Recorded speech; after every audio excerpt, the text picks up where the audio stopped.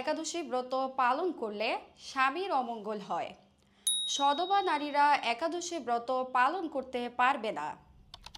স্বামীকে বাদ দিয়ে যদি স্ত্রী লোক একাদশী ব্রত পালন করে সেই ব্রত প্রভাবে নাকি স্বামীর মৃত্যু পর্যন্ত হতে পারে। হরে কৃষ্ণ। বর্তমানে অনেকের মুখে এই ধরনের কথা শোনা যাচ্ছে। এমনকি সামাজিক যোগাযোগ মাধ্যমে অনেক ভক্তবৃন্দ এই বিষয়ে প্রশ্ন করে এই সম্পর্কে জানতে চাচ্ছেন। সধবা নারীরা নাকি একাদশী ব্রত পালন করতে পারবে না, পালন করলে কি হয়, এবং স্বামী যদি একাদশী ব্রত পালন না করেন, স্বামীকে বাদ দিয়ে সেক্ষেত্রে যদি স্ত্রী লোক একাদশী ব্রত পালন করেন তাহলে নাকি স্বামীর অমঙ্গল হয়, এবং স্ত্রী লোক একাদশী ব্রত পালন করলে কি হয়, এই সকল বিষয় সম্পর্কে জানতে চাচ্ছেন। সুপ্রিয় ভক্তবৃন্দ, আজকের এই ভিডিওতে শাস্ত্রের আলোকে এই সকল বিষয় তুলে ধরব, তাই অনুরোধ রইল মনোযোগ সহকারে ভিডিওটি শেষ পর্যন্ত দেখুন। একাদশী তিথি ভগবান শ্রীহরির অত্যন্ত প্রিয় তিথি। শনিবার সাধারণত যেমন শনিদেবের জন্য, বৃহস্পতিবার যেমন লক্ষ্মী মাতার জন্য, তেমনি এই একাদশী তিথিটি ভগবান শ্রীহরির অত্যন্ত প্রিয় তিথি। একাদশী তিথিতে ভগবান শ্রীহরি পূর্ণরূপে বিরাজমান থাকেন। প্রতি মাসে দুইটি পক্ষ, শুক্লপক্ষ এবং কৃষ্ণপক্ষ, এই দুইটি পক্ষে একাদশী ব্রত পালন করতে হয়। স্কন্দপুরাণ, পদ্মপুরাণ সহ হরিভক্তি বিলাস গ্রন্থে বলা হয়েছে যে 8 থেকে 80 বছর বয়স পর্যন্ত প্রত্যেককেই যে কোনো অবস্থায় প্রতিটি একাদশী ব্রত অবশ্যই পালন করতে হবে। এমনকি কলিযুগ পাবন অবতার শ্রীকৃষ্ণ চৈতন্য মহাপ্রভুর মাতৃদেবী সচিমাতা পর্যন্ত এই একাদশী ব্রত পালন করেছিলেন। সুপ্রিয় ভক্তবৃন্দ, এখন আমরা জানব শাস্ত্রে স্ত্রীলোকের একাদশী ব্রত পালন প্রসঙ্গে কি বলা হয়েছে। বৃহন্নারদীয় পুরাণ অধ্যায় 21 শ্লোক 2 বলা হয়েছে, ব্রাহ্মণ, ক্ষত্রিয়, বৈশ্য, শূদ্র এবং বিবাহিত স্ত্রীলোক ইহাদিগের মধ্যে যে কোনো ব্যক্তিই হোক ভক্তিপূর্বক একাদশী ব্রত পালন করে মুক্তি লাভ করতে পারে।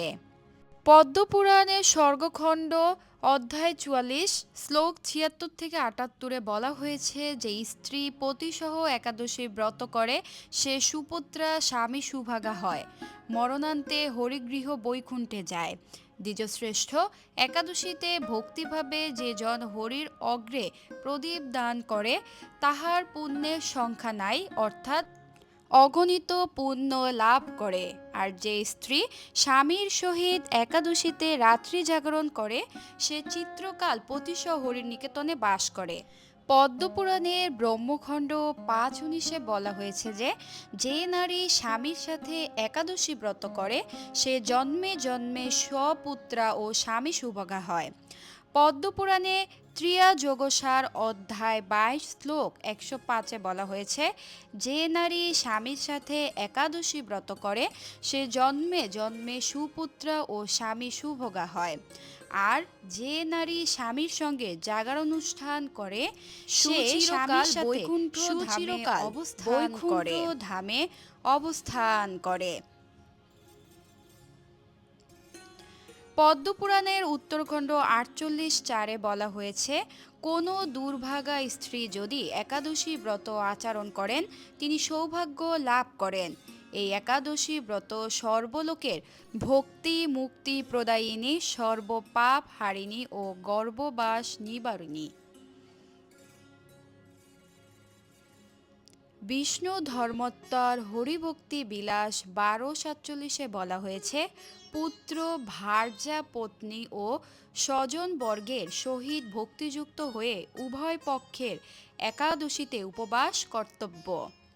শ্রীমদ্ ভাগবতমের নবম স্কন্ধের 4th অধ্যায় 29 নং শ্লোকে বলা হয়েছে যে ভগবান শ্রীকৃষ্ণের আরাধনা করার জন্য অম্বরীশ মহারাজ তারই মতো গুণবতী স্ত্রীসহ 1 বৎসর কাল যাবৎ একাদশী এবং দ্বাদশী ব্রত পালন করেছিলেন।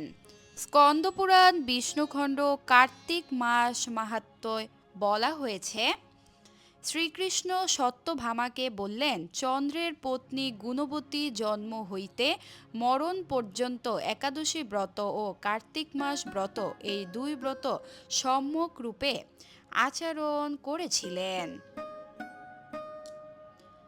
গর্গ সংহিতা মাধুর্যখণ্ড অধ্যায় 9 শ্লোক 23-24 বলা হয়েছে, নারদ বলিলেন, যজ্ঞসীতা গোপীগণ রাধার মুখে একাদশী মাহাত্ম্য শুনে কৃষ্ণপ্রাপ্তির জন্য যথাবিধি একাদশী ব্রত করেন। তাদের একাদশী ব্রত ফলে স্বয়ং গোপবালক হরিপ্রসন্ন হয়ে অগ্রহায়ণ মাসের পূর্ণিমায় তাহাদের সহিত রাস নৃত্য করেছিলেন। পদ্মপুরাণের উত্তরখণ্ডে বলা হয়েছে, শ্রীকৃষ্ণ কহিলেন, রাজন, শ্রবণ করুন, বৃত্তান্ত বলিতেছি। হে পার্থিব যুধিষ্ঠির, পুরাকালে মর্তলোকে ব্রতচার্যানিরতা নিত্য দেবপূজা পরায়ণ এক ব্রাহ্মণী ছিলেন। তিনি আমার নিত্য ভক্তা, মাসাপে বাসে নিয়াতা, কৃষ্ণ পিত্তার্থ উপবাস পরায়ণা এবং মদীয় পূজায় একান্ত অনুরক্তা। পদ্মপুরাণের উত্তরখণ্ডে আরও বলা হয়েছে যে, দেবপত্নীগণের উপদেশে তাপসী মানসী ভক্তি মুক্তি ফলপ্রদ শর্তিলা একাদশী ব্রত সম্পাদন করিলেন। তাহাতে সেই তাপসী ক্ষণমধ্যে রূপলাবণ্যবতী হইয়া ধন ধান্য বস্ত্র সুবর্ণ ও রৌপ্য প্রাপ্ত হইলেন। শর্তিলা একাদশী ব্রতের প্রভাবে তাপসীর ভবন সর্বসম্পন্ন হইল। পদ্মপুরাণের উত্তরখণ্ডে আরও বলা হয়েছে যে, অপ্সরা মঞ্জু ঘোষাও উক্ত উত্তম একাদশী ব্রত অনুষ্ঠান পালনে পিশাচত্ব হইতে মুক্ত হইল। পাপমোচনী একাদশী ব্রতের প্রভাবে সে দিব্যরূপ ধারণপূর্বক স্বর্গে গমন করিল। এই শাস্ত্র প্রমাণটি আপনারা একাদশী ব্রত মাহাত্ম্য কথাতেও শ্রবণ করেছেন। গর্গ সংহিতা মাধুর্যখণ্ড অধ্যায় 9 শ্লোক 7 রাধা উক্তিতে বলা হয়েছে যে, শ্রীমতী রাধিকা গোপিকাদের বললেন, একদা দেবপত্নীগণ কোনো এক ব্রাহ্মণীকে এই একাদশী ব্রতের উপদেশ করেন। ওই ব্রাহ্মণী মানুষী হয়েও এই একাদশী ব্রত পালন দ্বারা ধন ধান্য ও স্বর্গসুখ লাভ করেছিলেন। বৃহদ্ধর্ম পুরাণ উত্তরখণ্ড 10 অধ্যায়ে বলা হয়েছে যে, একাদশীতে ভোজন অপেক্ষা পাপ কার্য আর নাই, কারণ ব্রহ্মহত্যা প্রভৃতি সমস্ত পাপ একাদশী দিনে অন্নাদি রবিশস্য আশ্রয় করিয়া থাকে। ব্রাহ্মণাদি চারিবর্ণ ব্রহ্মচারী প্রভৃতি চারি আশ্রমী ও সকল স্ত্রীলোক একাদশী ব্রত পরায়ণ হইলে দিব্য গতি লাভ করে। একাদশী ব্রত না করিলে পাপ ভাগী হয়। সধবা নারীরা একাদশী উপবাস করিয়া রাত্রিকালে জলমাত্র পান করিবে। গৃহস্থ ব্যক্তি একাদশীতে উপবাস করিয়া দেবকী নন্দন কৃষ্ণকে ধূপ দীপাদি দ্বারা পূজা করিবে।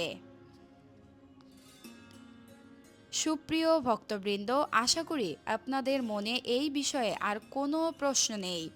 শাস্ত্রের আলোকে সুস্পষ্টভাবে এটাই প্রমাণিত যে, সধবা ও বিধবা সকলের একাদশী ব্রত পালন আবশ্যক এবং সধবা নারীরা যদি একাদশী ব্রত পালন করে তাহলে সংসারে সকলের মঙ্গল সাধিত হয়। তবুও কোনো প্রশ্ন থাকলে জানাতে পারেন। হরে কৃষ্ণ।